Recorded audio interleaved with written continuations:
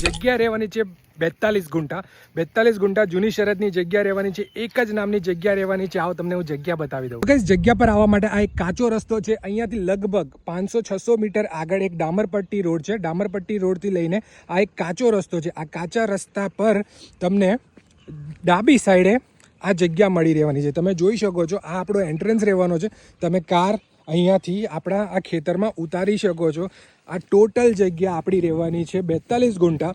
આ કોર્નરથી માંડીને સામેનું કોર્નર, સામેના કોર્નરથી આ પેલો જે આંબો છે ત્યાં, અને ત્યાંથી લઈને આ થાંભલો, બીજા નંબરનો થાંભલો છે ત્યાં, આ ટોટલ 42 ગુંઠા જગ્યા રહેવાની છે. જૂની શરતની એક જ નામની આ જગ્યા રહેવાની છે.